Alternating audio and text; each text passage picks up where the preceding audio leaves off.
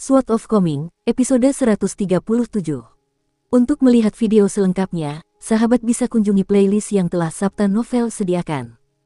Yuk mari, kita berimajinasi bersama dan masuk ke alur ceritanya.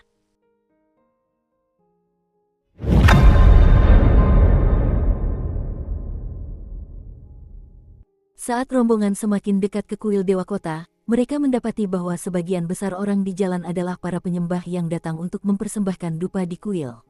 Ada banyak kios di kedua sisi jalan, menjual berbagai macam barang, seperti makanan dan mainan anak-anak. Chen Pingan membelikan Li Baoping dan Li Huai masing-masing sebuah tanghulu, dan kedua anak itu langsung mulai membandingkan tanghulu siapa yang lebih besar. Ternyata, Li Huai adalah anak yang lebih beruntung dari keduanya, dan total ada 6 buah hauton di tongkatnya, dan secara keseluruhan ia telah mengalahkan Li Baoping 4 kali. Setelah mengklaim kemenangannya atas Li Baoping, Li Huai mulai berlari berputar-putar di sekitar Chen Pingan dan Lin Soyi sambil mengangkat tanghulunya tinggi-tinggi di atas kepalanya. Sementara itu, Li Baoping sedang menyantap tanghulunya dalam diam, dan tiba-tiba ia mengulurkan satu kakinya ke depan secara diam-diam. Li Huai terkejut dan tersandung kakinya, jatuh tertelungkup ke tanah, sementara tanghulunya terlepas dari tangannya dan menggelinding ke kejauhan. Untungnya, rak buku bambunya diikat cukup erat di punggungnya, jadi tidak terjatuh, tetapi hal itu tidak menghibur Li Huai, dan dia mulai menangis terseduh-seduh sambil duduk di tanah. Li Baoping mengangkat kepalanya, berpura-pura tidak menyadari apa yang terjadi sambil melihat sekeliling dengan polos. Chen Pingan merasa jengkel sekaligus geli dengan tindakannya, lalu ia menepuk dahi Li Huai dengan keras, lalu membantu Li Huai berdiri sebelum membelikan anak laki-laki yang putus asa itu sebuah tanghulu lagi. Air mata Li Huai langsung berganti menjadi senyum lebar, dan ia menerima tanghulu yang bersih, lalu memungut tanghulu yang kotor dari tanah, memegang satu di masing-masing tangan. Kali ini, ia memastikan untuk menjauh dari Li Baoping sambil melambaikan tanghulu-tanghulunya dengan penuh kemenangan. Li Baoping memutar matanya ke arahnya sambil mengejek, "Kamu sangat tidak dewasa." Yang agak menarik adalah, apapun yang Li Baoping lakukan kepada Li Huai, ia tidak pernah menyimpan dendam. Bahkan, ia tidak pernah marah, dan paling banter, ia hanya merasa sedih atau marah. Ini adalah sesuatu yang tidak pernah bisa dipahami oleh Chen Pingan dan Lin Soyi, dan Lin Soyi hanya bisa menjelaskan bahwa hal-hal tertentu memang ditakdirkan terjadi, dan tampaknya Li Huai memang ditakdirkan untuk menderita dalam diam di tangan Li Baoping. Cui Chan sudah cukup lama memisahkan diri dari rombongan, berhenti sendirian di depan sebuah kios penjual aneka barang. Yulu menghentikan kereta kudanya untuk menunggunya, tetapi Cui Chan bahkan tidak mengangkat kepalanya. Ia melambaikan tangan ke arah Yulu, memberi isyarat agar Yulu mengikuti Chen Pingan dan yang lainnya. Sementara itu, ia mulai memeriksa barang-barang yang dijual, tetapi akhirnya, tak ada yang menarik perhatiannya, dan ia bersiap untuk pergi. Sepanjang proses ini, ia tak mengucapkan sepatah kata pun. Pemilik kios itu seorang pemuda berwajah malas, dan setiap kali ada pelanggan yang melewati kiosnya dalam perjalanan ke kuil, ia cenderung mengabaikan pertanyaan harga mereka, sehingga bisnisnya jauh dari kata berkembang. Di matanya, pakaian dan sikap Cui Chan menunjukkan bahwa ia berasal dari keluarga kaya di kota, dan raut wajahnya yang lesu langsung memudar saat melihat Cui Chan yang kurang tertarik pada dagangannya. Ia buru-buru bangkit dari bangkunya, memasang ekspresi memuja sambil memperkenalkan bahwa sekitar selusin barang yang dijual itu semuanya merupakan warisan turun-temurun dalam keluarganya, dan usianya setidaknya 200 hingga 300 tahun. Ia baru menjualnya sekarang karena keluarganya sedang mengalami krisis dan sangat membutuhkan uang. Kalau tidak, ia lebih baik mati daripada menjual harta karun berharga ini. Dari penampilan pemuda itu, jelas terlihat bahwa tubuhnya telah rusak akibat konsumsi alkohol dan aktivitas seksual yang berlebihan, dan betapapun ia mempromosikan produknya kepada Cui Chan tetap diam saja. Dengan demikian, pemuda itu dapat duduk kembali di bangkunya dengan pasrah. Tuan muda manapun dari klan kaya di kota itu bisa menghancurkannya seperti semut, jadi dia jelas tidak berani memaksa Cui Chan membeli barang dagangannya.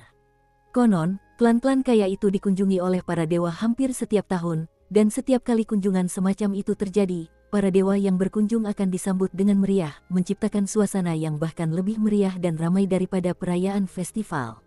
Kembang api yang dinyalakan pada saat itu begitu kerasnya hingga mengguncang langit, dan klan tersebut tidak menginginkan apapun selain memberitahu seluruh kota bahwa mereka telah diberkati dengan kunjungan dari dewa-dewi yang terhormat.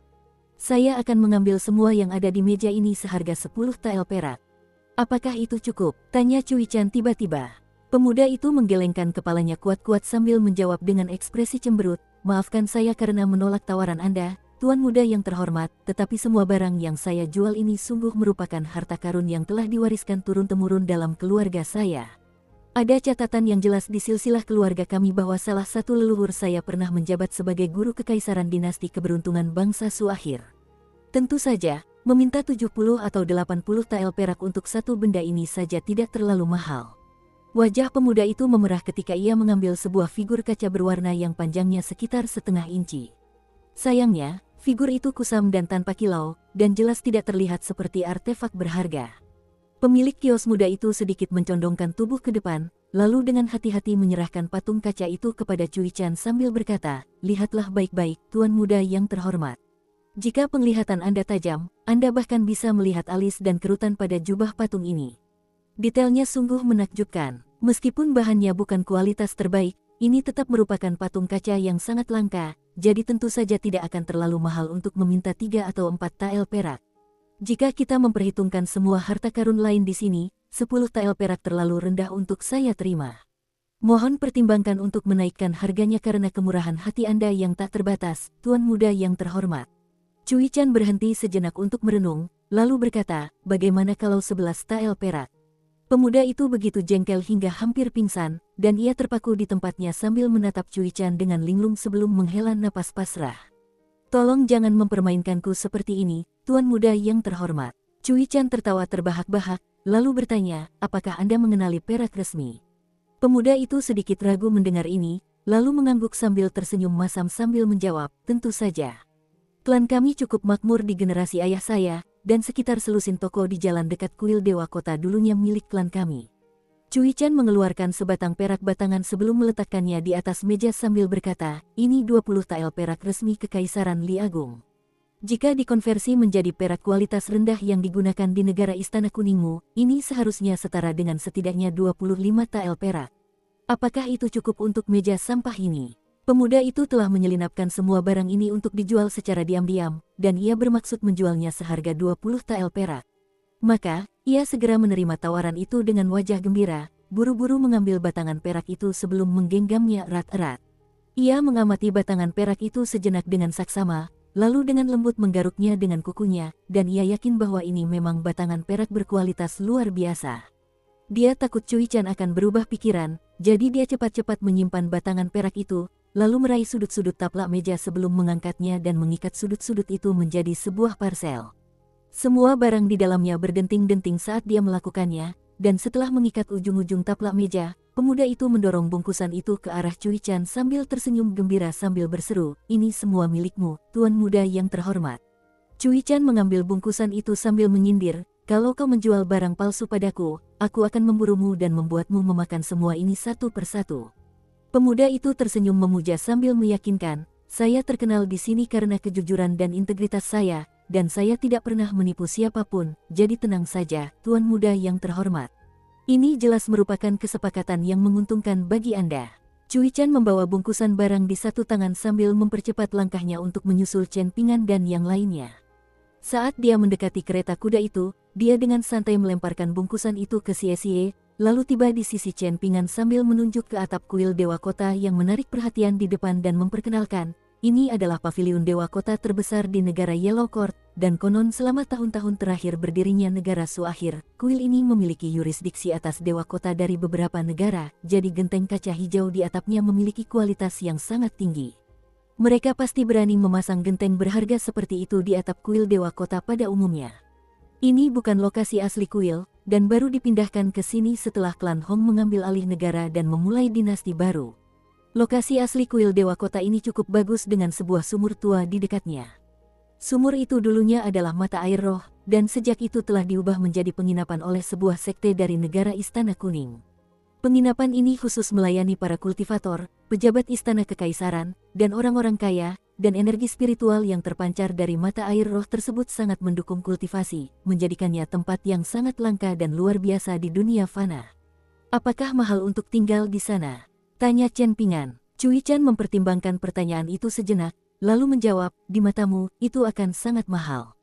Chen Pingan melirik Lin Soyi yang tengah memandangi binatang-binatang hias di atap kuil Dewa Kota, lalu bertanya dengan suara lirih, "Berapa harganya?" Cui Chan tersenyum sambil menjawab, biayanya setidaknya 100 tael perak per orang per malam, dan jika kau ingin menginap di kamar yang paling dekat dengan sumur, maka harganya bisa lebih dari 2 kali lipat. Sebagai guru Kekaisaran Li Agung, Cui Chan pernah mengendalikan sebagian sistem intelijen Kekaisaran, dan fokusnya khususnya pada kekuatan abadi di Kekaisaran Li Agung dan negara-negara sekitarnya. Melalui sumber-sumber intelijen itulah ia mempelajari sejarah kota prefektur ini, termasuk sejarah kuil dewa kota ini. Adapun mengapa dia mengetahui harga pasti yang dipatok penginapan itu adalah sepotong informasi yang dia pelajari hanya untuk melakukan sesuatu di waktu luangnya, dan mungkin itu akan menjadi topik pembicaraan menarik setiap kali dia dipanggil untuk menemui kaisar. Chen Pingan merendahkan suaranya sambil bertanya, jika saya memiliki koin tembaga esensi emas saat ini, berapa banyak perak yang dapat saya tukarkan? Cui Chan tetap diam sambil menunjuk ke kuil dewa kota, yang semakin mendekat. Apa maksudnya? Tanya Chen Pingan dengan ekspresi bingung. Maksudku, kau bisa menukarnya dengan segunung perak seukuran kuil ini, jelas Cui Chan sambil tersenyum. Mulut Chen Pingan sedikit terbuka saat dia berbalik ke kuil dewa kota besar dan tanpa sadar membetulkan barang-barang di punggungnya. Baru sekarang dia sadar bahwa dia sedang memikul segunung perak di punggungnya, dan dia tiba-tiba berjuang menahan beratnya. Cui Chan memperhatikan gerakan halus ini, tetapi tidak memberikan reaksi apapun. Setelah ragu-ragu cukup lama, Chen Pingan menghentikan langkahnya tepat sebelum melangkah masuk ke kuil dewa kota, lalu bertanya, Cui Dongshan, bolehkah aku meminjam perak darimu? Cui Chan sepertinya sudah menunggu Chen Pingan mengajukan permintaan ini, dan ia memasukkan tangannya ke dalam lengan baju sambil tersenyum dan mengangguk. Tentu saja boleh. Kau bisa memperlakukanku seperti gudang harta karun berjalan. Jika kau menginginkan uang, maka aku punya uang. Jika kau menginginkan harta, maka aku punya harta. Aku punya segalanya yang bisa kau bayangkan, jadi kau hanya dibatasi oleh imajinasimu. Chen Pingan berpikir sejenak, lalu berkata, kalau begitu, kita akan menginap di penginapan ini malam ini. Berapapun lamanya kita di sini, aku akan memintamu untuk menanggung semua biayanya untuk saat ini. Setelah kita meninggalkan penginapan, berikan aku totalnya, dan kamu bisa menentukan suku bunga sesukamu. Setelah kita kembali ke Dragon Spring County, aku akan membayarmu kembali pokok dan bunganya, oke? Cui Chan mengulurkan tangan dari lengan bajunya dan melambaikannya sambil menjawab, jangan khawatir tentang bunga, yang harus kamu lakukan hanyalah membayar kembali pokoknya. Tepat pada saat ini, Li Huai tiba-tiba berjongkok dengan setengah tang hulu masih dipegangnya di tangannya, dan matanya terbelalak saat dia menatap sepatu bot Cui Chan. Ternyata, ada seekor semut kecil berwarna putih bersih berdiri di atas sepatu bot Cui Chan, dan niat awalnya adalah memanjat sepatu bot Cui Chan dan jubahnya, tetapi begitu Li Huai mengamatinya, semut itu langsung berhenti bergerak.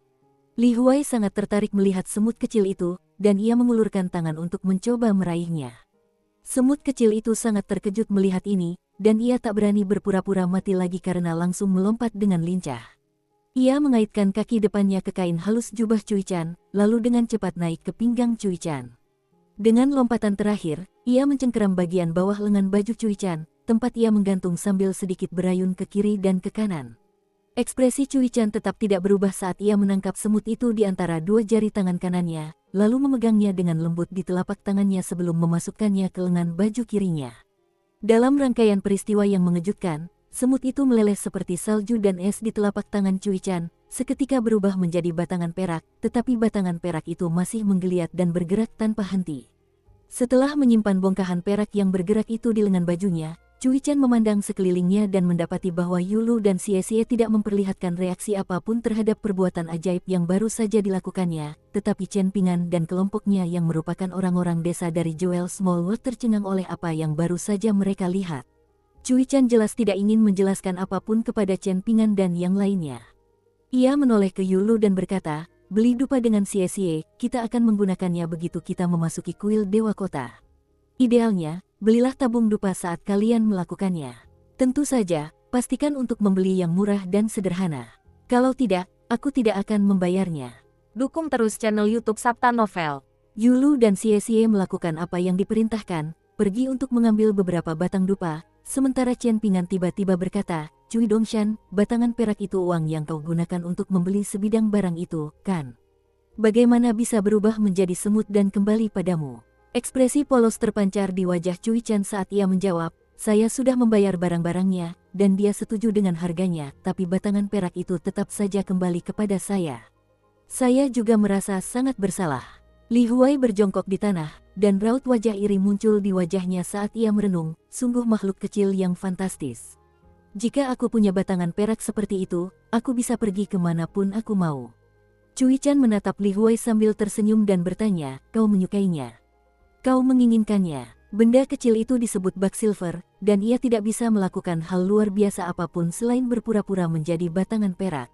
Tidak ada yang tahu bagaimana makhluk-makhluk ini muncul, tetapi bahkan di brankas-brankas besar di banyak kerajaan, tidak ada jaminan bahwa bak silver akan muncul bahkan setelah 1 abad. Lagi pula, kalaupun muncul, biasanya ukurannya tidak terlalu besar, dan hanya bisa berubah menjadi kepingan perak bekas. Jarang sekali melihat yang sebesar ini di lengan bajuku sekarang, dan itulah kenapa aku suka membawanya kemanapun aku pergi. Lagi pula, benda ini tahan api dan air, dan bahkan jika terkena kekuatan yang luar biasa, benda ini akan tetap utuh.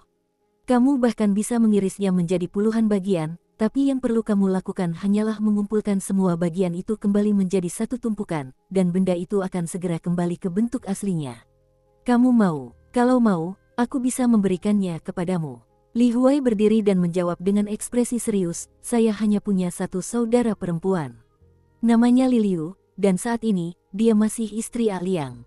Cui Chan sudah terbiasa dengan gaya bicara Li Huai, dan ia pun menjawab, maukah kau diberi perak gratis? Aku tidak tertarik pada adikmu. Jika aku menggunakannya untuk membayar makanan dan mentraktir Chen Pingan dan yang lainnya dengan hidangan lezat, apakah ia bisa kembali sendiri setiap saat? Tanya Li Huai. Cui Chan mengangguk sambil tersenyum, dan batangan perak itu terjatuh dari lengan bajunya sebelum dia menyerahkannya kepada Li Huai. Li Huai baru saja hendak menerima batangan perak itu ketika raut ragu muncul di wajahnya. Ia menoleh ke arah Chen Pingan, yang berkata, kalau kita mau makan, kita harus bayar. Kita tidak bisa pakai tipu daya untuk menghindari membayar makanan. Aku tidak peduli apa yang Cui Dongshan lakukan, tapi jangan lupa bahwa kau murid Tuan Qi. Li Huai segera menangkupkan kedua tangannya di belakang tubuhnya, menekannya erat-erat ke punggungnya sambil menggelengkan kepala ke arah Cui Chan dan mendesah, simpan saja. Namun, Chen Pingan kemudian melanjutkan, aku belum selesai, Li Huai. Kau memang murid Tuan Qi, tapi kau masih bisa menerima perak serangga itu. Ini hadiah dari Cui Dongshan untukmu, jadi terimalah. Mengenai bagaimana kau menggunakannya di masa depan, kami akan menetapkan beberapa aturan ketika saatnya tiba. Mata Li Huai langsung berbinar saat ia meraih batangan perak dari tangan Cui Chan. Ia baru saja hendak memasukkan batangan perak itu ke saku dadanya ketika sebuah pikiran terlintas di benaknya. Ia pun segera berbalik membelakangi semua orang, lalu membuka rak buku dan memasukkan batangan perak itu ke dalamnya. Cui Chan menarik tangannya dengan ekspresi pasrah sambil merenung, aku memang selalu menjadi penipu, tapi tampaknya aku sendiri juga telah ditipu di sini. Tak lama kemudian, Yulu kembali sambil membawa tabung dupa kayu boxwood yang dibuat dengan rumit, diisi dengan batang-batang dupa, cukup untuk semua orang yang ingin berkunjung ke kuil beberapa kali. Selain Xie, yang harus tetap tinggal untuk mengawasi kereta kuda, semua orang lainnya berjalan menuju kuil Dewa Kota, dan setelah mempersembahkan dupa mereka kepada Dewa Kota, mereka melihat sepasang bait di aula utama. Seseorang tidak membawa apapun saat meninggal, dan mereka hanya bisa berdoa untuk kesejahteraan keturunannya di alam baka. Seseorang mungkin akan dikecam selama ribuan tahun mendatang di dunia orang hidup, tetapi mereka akan menyadari bahwa semua itu tidak berarti apa-apa di alam baka. Patung Dewa Kota itu terletak di atas alas tinggi di tengahnya, sementara di kedua sisinya, di bawahnya, terdapat para bawahannya, menghadirkan barisan yang cukup tangguh untuk dilihat, dengan jajaran jenderal saja sudah terdiri dari 8 patung. Mereka adalah para pengawas dari 8 divisi, termasuk divisi Yin Yang dan divisi laporan cepat. Cui Chan memberitahu mereka bahwa jumlah divisi ini sudah mencapai batasnya, bahkan di kuil-kuil Dewa Kota dengan kualitas tertinggi di benua Vial Harta Karun Timur. Namun, kuil Dewa Kota terbesar di dunia memiliki hingga 24 divisi, termasuk divisi ujian registrasi, divisi pengusiran penyakit, dan divisi kebijakan akademik. Pada dasarnya, jumlah divisi ini setara dengan istana kekaisaran sebuah kekaisaran kecil. Lin Souyi sangat tertarik dengan semua ini, sedangkan Li Baoping tidak terlalu menunjukkan minat, dan Li Huai merupakan orang yang paling pengecut di antara mereka bertiga, jadi dia hanya berani tetap berada di sisi Chen Pingan. Setelah melihat mural dinding 18 jurang hukuman yang terkenal di kuil, semua orang merasa kunjungan ke kuil ini sangat berharga. Setelah itu, mereka meninggalkan aula utama dan tiba di aula belakang, yang menyerupai ruangan di kantor wilayah tempat kasus-kasus diadili. Dewa kota itu duduk di belakang meja dengan sepasang hakim berdiri di kedua sisinya, tetapi hanya ada setengah bait di luar aula, yang berbunyi, ketulusan adalah kuncinya, tidak perlu bersujud, minggirlah dari hadapanku, sedangkan paruh kedua bait itu hilang. Li Baoping akhirnya menemukan sesuatu yang menarik perhatiannya, dan dia mulai mencoba dan melengkapi bait tersebut, tetapi apapun hasilnya, dia tetap tidak puas, dan alisnya berkerut erat saat dia terus bertahan, tidak mau menyerah. Cui Chan dan Yulu juga berdiri di bawah bait yang belum lengkap itu, sementara Chen Pingan, Lin Soyi, dan Li Huai melihat ke dalam aula dari pintu masuk. Ada serangkaian patung di dalam aula itu, salah satunya tengah bersujud di tanah, patung lainnya mengenakan belenggu, dan patung ketiga menundukkan kepala sambil berlutut di hadapan Dewa Kota. Seorang lelaki tua berjubah biru yang hanya dirinya sendiri melihat rak buku bambu yang menarik perhatian di punggung Li Baoping. Senyum hangat tersungging di wajahnya saat ia mendekati Cui Chan. Ia lalu mendongak untuk melihat bait yang belum selesai itu sambil berkata, saya lihat kalian sekelompok cendekiawan cilik. Adakah di antara kalian yang sudah memikirkan baris kedua yang bagus untuk melengkapi bait ini? Cui Chan mengabaikan lelaki tua itu, berpura-pura tidak mendengarnya, sementara Li Baoping benar-benar tidak mendengarnya karena dia selalu mencurahkan seluruh perhatiannya pada sesuatu yang menarik perhatiannya. Yulu satu-satunya yang menjawab, dan ia tersenyum sambil menjawab, aku sudah memikirkan beberapa, tapi tidak ada yang memuaskanku. Semuanya terlalu buruk untuk didengar, jadi aku tidak akan membaginya denganmu. Orang tua itu tertawa terbahak-bahak, lalu menunjuk bait yang belum selesai itu sambil berkata, sehubungan dengan bait ini, ada aturan tak tertulis di kota ini, yaitu siapapun, terlepas dari apakah mereka manusia, roh, hantu, atau monster, siapapun yang dapat menghasilkan baris kedua yang memuaskan semua orang akan menjadi tamu kehormatan Dewa Kota Tua. Apa yang memenuhi syarat sebagai baris kedua yang memuaskan semua orang? Tanya Yulu dengan ekspresi bingung. Carilah jawabannya di dalam dirimu sendiri, jawab Cui Chan dengan nada acuh tak acuh. Li Baoping kebetulan sedang merenungkan pertanyaan serupa, tetapi ia menemukan hambatan mental yang tak terelakkan. Mendengar jawaban Cui Chan atas pertanyaan Yulu, ia secara refleks menambahkan, di malam yang damai, ketika pikiran jernih dan tajam, lihatlah ke dalam dirimu, dan jawabannya akan muncul. Orang tua itu mengangguk tanda setuju. Meskipun Li Baoping akhirnya tidak dapat memikirkan kalimat kedua yang cocok, lelaki tua itu tetap bersikeras menemani mereka keluar dari kuil Dewa Kota, lalu melambaikan tangan selamat tinggal kepada semua orang dengan senyum ramah di wajahnya saat dia berdiri di dalam kuil. Setelah meninggalkan kuil Dewa Kota kuno, Chen Pingan mulai bertanya kepada orang-orang di jalan tentang lokasi penginapan yang disebutkan Cui Chan, tetapi tidak satu pun dari mereka yang tahu.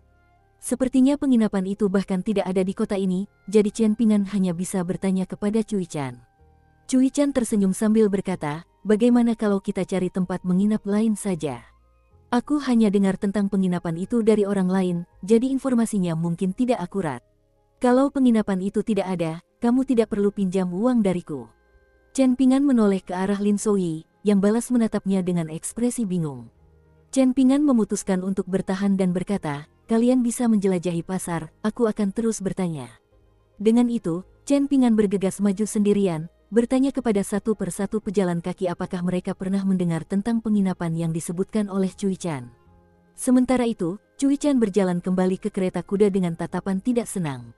Di matanya, meskipun Chen Pingan memiliki koin tembaga esensi emas yang tak ternilai harganya, biaya menginap di penginapan tetap sangat mahal, dan pada akhirnya, hanya akan menguntungkan orang lain, jadi ia tidak mengerti mengapa Chen Pingan berusaha sekuat tenaga. Sambil membungkuk untuk mengangkat tirai kereta, Cui Chan melirik Lin Soyi yang sama sekali tidak menyadari apa-apa, dan secercah rasa iri tiba-tiba muncul di matanya.